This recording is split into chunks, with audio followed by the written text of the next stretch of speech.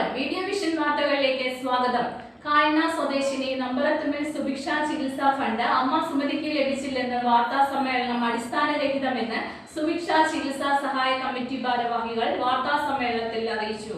കഴിഞ്ഞ ദിവസം കായന പഞ്ചായത്തിലെ നമ്പർത്തുമ്മൽ സുമതി എന്ന വ്യക്തി മകൾ സുഭിക്ഷ ചികിത്സാ സഹായ ഫണ്ടുമായി ബന്ധപ്പെട്ട് നടത്തിയ വാർത്താ സമ്മേളനം തികച്ചും അടിസ്ഥാനരഹിതവും വ്യക്തിഹത്യ നടത്തുന്ന രീതിയിലുള്ള ആരോപണങ്ങൾ അപലപനീയവുമാണെന്ന് സുഭിക്ഷ ചികിത്സാ സഹായ കമ്മിറ്റിയുടെ ഭാരവാഹികൾ വാർത്താ സമ്മേളനത്തിൽ പറഞ്ഞു. തികച്ചും അടിസ്ഥാനരഹിതമായ ഒരു ആരോപണങ്ങൾ ഉന്നയിച്ചുകൊണ്ടാണ് അവർ പത്രസമ്മേളനം നടത്തിയത്. കാരണം എന്ന് പറഞ്ഞു കഴിഞ്ഞാൽ സുമതിയുടെ മകള് ബ്രെയിൻകോം എന്ന് പറഞ്ഞൊരു അസുഖം ബാധിച്ച് ഇവിടെ കിടപ്പിലായിരുന്നു. ഞങ്ങളിത് അറിയുന്നത് വാർഡ് മെമ്പർ വിനയ ആണ് അടുത്തിരിക്കുന്നത്. ഇവർ വിളിച്ചതിന് അടിസ്ഥാനത്തിലാണ് നമ്മൾ അറിയുന്നത്. പിന്നെ യൂസഫ് അൽവാസിനാണ്. ഇവരൊക്കെ വിളിച്ചതിന് അടിസ്ഥാനത്തിലാണ് ഈ കാര്യം അറിയുന്നത്. ആ വീട്ടിൽ പോവുകയും രോഗിയെ സന്ദർശിക്കുകയും ചെയ്തു. ആ രോഗി വളരെ ദയനീയാവസ്ഥയിലായിരുന്നു. ഒന്ന് തിരിഞ്ഞു കിടക്കാൻ പോലും സാധിക്കാത്ത രീതിയിലായിരുന്നു അവിടെ കിടന്നിരുന്നത്. പുറം പൊട്ടിയിട്ട് തിരിച്ച് കിടത്താനല്ലാത്തതും പുറം പൊട്ടിയിട്ട് അവിടെ പഴുപ്പ് ബാധിച്ചിരുന്നു.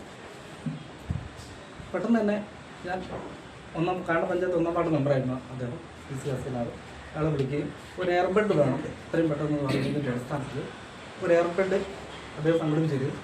ഞാൻ വിനയിച്ചയും കൂട്ടി യൂസഫ് ഖാനെയും പിന്നെ മൊത്തം വിനോദം എന്നൊരാളെയും കൂടി കൂട്ടിപ്പോയിട്ട് അത് അവിടെ ഫിറ്റ് ചെയ്ത് കൊടുത്തു.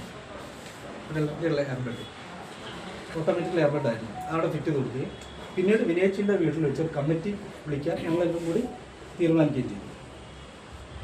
ആ കമ്മിറ്റിയുടെ അടിസ്ഥാനത്തിൽ ആദ്യ കമ്മിറ്റിയുടെ തീരുമാനത്തിൽ അസൈനാർക്ക പിന്നെ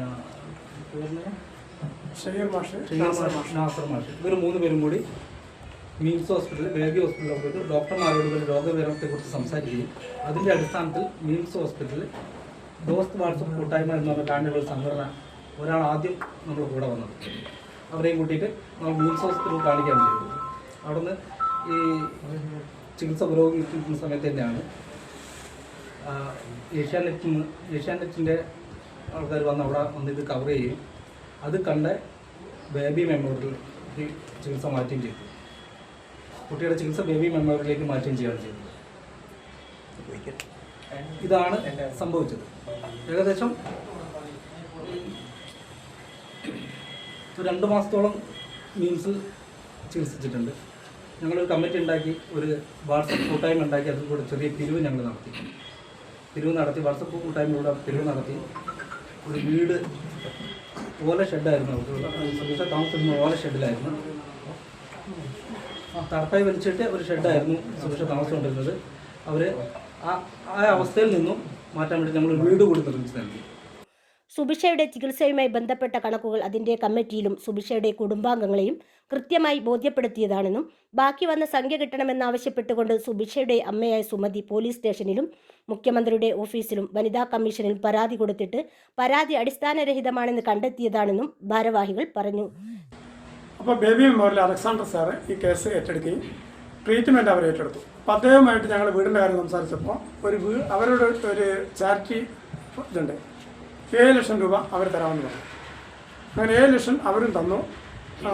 ഏകദേശം ഒരു 11,13,794 രൂപ മുടക്കി 1000 സ്ക്വയർ ഫീറ്റ് വീട്, കുറേ പിന്നെ കാര്യങ്ങളൊക്കെ ബേബിയിലും തന്നിട്ടുണ്ട്. അലക്സാണ്ടർ സാറും തന്നിട്ടുണ്ട്, കുറേ ടൈൽസ് അതുപോലത്തെ സാധനങ്ങൾ. അങ്ങനെയാണ് ശരിക്കും ഒരു 15 ലക്ഷം രൂപ ചെലവ് വരുന്ന വീട് ഏകദേശം 11.5 ലക്ഷം രൂപ മുടക്കി ഞങ്ങൾ നിർമ്മിച്ച് പൂർണ്ണമായിട്ട് പണി. 2 ബെഡ്റൂം, ബാത്ത് അറ്റാച്ച്ഡ് ആയിട്ട് ചെയ്ത് കൊടുത്തു.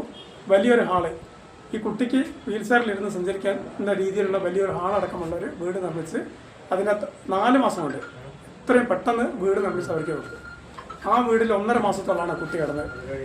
ആ വീട്ടിൽ കിടന്നാണ് കുട്ടി മരിക്കുന്നത്. അവസാനം ആശുപത്രിയിലെത്തി. ആശുപത്രിയിൽ നിന്ന് പിന്നെ തിരിച്ചു വരുന്ന സമയത്ത് ഓക്സിജൻ വേണമെന്ന് ആവശ്യപ്പെട്ടു.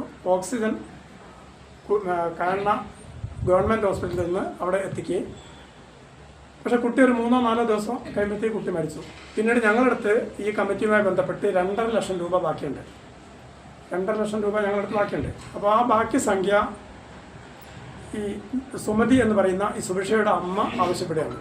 പൈസ ഞങ്ങൾക്ക് കുട്ടിയുടെ പേരിൽ തിരിച്ച പൈസയാണ്, ആ പൈസ ഞങ്ങൾക്ക് വേണം. അപ്പോൾ ഞങ്ങൾ കമ്മിറ്റി കൂടി ഓരോ കമ്മിറ്റി അംഗങ്ങളുടെയും അഭിപ്രായം കേട്ടു. അപ്പോൾ അതിൽ 1-2 ആളുകൾ മാത്രമാണ് സുഭിക്ഷയുടെ അമ്മയ്ക്ക് പൈസ കൊടുക്കണമെന്ന്. ബാക്കി മുഴുവൻ ആളുകളും, ഈ വാട്സപ്പ് ഗ്രൂപ്പിലുള്ള മുഴുവൻ ആളുകളും പറഞ്ഞത് ഈ പൈസ പാവപ്പെട്ട കാരണം പഞ്ചായത്തിലോ പരിസര പ്രദേശങ്ങളിലുള്ള സമാന രീതിയിലോ അല്ലെങ്കിൽ ക്യാൻസർ രോഗികളായിട്ട് ആളുകൾക്ക് കൊടുക്കണമെന്ന് പറഞ്ഞതിൻ്റെ അടിസ്ഥാനത്തിൽ അങ്ങനെ കൊടുക്കാൻ ഇതൊക്കെ പൂർണ്ണമായിട്ട് ഇതിൻ്റെ കാര്യങ്ങളൊക്കെ പൂർണ്ണമായിട്ട് എൻ്റെ മിനിറ്റ്സ് ഉണ്ട്. ഓരോ കാര്യങ്ങളും ഈ കുട്ടിക്ക് വേണ്ട ചികിത്സ കൊടുക്കുന്ന സമയത്തുള്ള ഭക്ഷണം വാങ്ങി കൊടുക്കുന്ന കണക്ക് പോലും മിനിറ്റ്സിൽ രേഖപ്പെടുത്തിയിട്ടാണ് കമ്മിറ്റി കൂടിയിട്ട് തീരുമാനിച്ചിട്ടാണ് കൊടുക്കുക. അങ്ങനെ കൊടുത്ത മുഴുവൻ കണക്കുകളും കൃത്യമായി വെച്ചുകൊണ്ടാണ് ഇത് പോയത്. അതിന് ശേഷമാണ് ഈ 2.5 ലക്ഷം രൂപ ബാക്കി വരുന്നത്. അങ്ങനെ ഈ 2.5 ലക്ഷം രൂപ കൊടുക്കാൻ പറ്റില്ല, ഞങ്ങൾ മറ്റുള്ള ആളുകൾ കൊടുക്കാൻ തീരുമാനിച്ചതിൻ്റെ അടിസ്ഥാനത്തിലാണ് പിന്നെ അവൾ പേരാമ്പ്ര പോലീസ് സ്റ്റേഷനിൽ പോയി പരാതി കൊടുത്തു. CIക്ക് പരാതി കൊടുത്ത് CI ഞങ്ങളെ വിളിപ്പിച്ചു, ഇവരെയും വിളിപ്പിച്ചു, കാര്യങ്ങൾ അവതരിപ്പിച്ചു. കമ്മിറ്റി എന്താണോ തീരുമാനിച്ചത് അത് പ്രകാരം നിങ്ങൾ ഈ പൈസ ചെലവഴിക്കാൻ വേണ്ടി CI എന്ന് ഞങ്ങളോട് പറഞ്ഞു. അപ്പോൾ അവിടെ നിന്ന് ഈ കാര്യം നടക്കാതായപ്പോൾ കാരണം പഞ്ചായത്ത് പ്രസിഡന്റിന് പരാതി കൊടുത്തു. പഞ്ചായത്ത് പ്രസിഡന്റ് ഒരു നാട്ട് മധ്യസ്ഥ എന്ന നിലയിൽ അവിടുന്ന് കാര്യങ്ങൾ പഠിച്ചു. പഞ്ചായത്ത് പ്രസിഡന്റും ഈ കാര്യം തന്നെ പറഞ്ഞു, കമ്മിറ്റിയുടെ തീരുമാനം നടപ്പാക്കാൻ പറഞ്ഞു. പിന്നീട് അവർ മുഖ്യമന്ത്രിക്ക് പരാതി കൊടുത്തു. മുഖ്യമന്ത്രിയുടെ ഓഫീസിൽ നിന്ന് കാരണം പഞ്ചായത്തിൽ ഇതിൻ്റെ അന്വേഷണത്തിൽ വന്നു. ആ അന്വേഷണ റിപ്പോർട്ട് മുഖ്യമന്ത്രിക്ക് കൊടുത്തു. പക്ഷേ അതിൻ്റെ റിപ്പോർട്ട് എന്തായാലും ഞങ്ങൾക്കറിയില്ല, എന്തായാലും തള്ളി എന്നാണ് ഞങ്ങൾക്ക് അറിയാൻ കഴിഞ്ഞത്. പിന്നീട് വനിതാ കമ്മീഷൻ കൊടുത്തു. വനിതാ കമ്മീഷനെ ഞങ്ങൾ 3 തവണ കോഴിക്കോടേക്ക് വിളിപ്പിച്ചു. അന്ന് ബഹുമാനപ്പെട്ട സജി ദേവിയായിരുന്നു ചെയർപേഴ്സൺ. അവർ ഞങ്ങളെ കൃത്യമായിട്ട് മൊഴിയെടുത്ത് കാര്യങ്ങൾ അവർക്ക് ബോധ്യപ്പെട്ടു. ഇനി ആവശ്യമുണ്ടെങ്കിൽ നിങ്ങളെ വിളിക്കാമെന്ന് പറയുകയും ഞങ്ങൾ തിരിച്ചുവിടുകയാണ് ചെയ്തത്. അതിൽ 2 വർഷത്തോളമായി അത് കഴിഞ്ഞിട്ട്. ഇതുവരെ ഞങ്ങൾ വിവരം എന്താണെന്ന് അറിഞ്ഞിട്ടില്ല, അതിൻ്റെ തീരുമാനം എന്താണെന്ന് ഞങ്ങൾ അറിയിച്ചിട്ടില്ല. അതുകൊണ്ട് തന്നെ കൃത്യമായിട്ടുള്ള ഇപ്പോൾ ഇങ്ങനെ പരാതി പല സ്ഥലങ്ങൾ കൊടുക്കുന്നത് കൊണ്ട് ഈ 2 ലക്ഷം രൂപ ഞങ്ങൾക്ക് എന്ത് ചെയ്യാൻ കഴിഞ്ഞിട്ടില്ല, ഈ പാവപ്പെട്ട രോഗികൾക്കോ അല്ലെങ്കിൽ പാവപ്പെട്ട ആളുകൾക്ക് കൊടുക്കാൻ കഴിഞ്ഞിട്ടില്ല. Chairman KP Sreejith, convener Asainar, treasurer Yusuf Haji, 12ാം വാർഡ് മെമ്പർ വിനയ എന്നിവർ വാർത്താ സമ്മേളനത്തിൽ പങ്കെടുത്തു. News bureau, media vision, Perambra.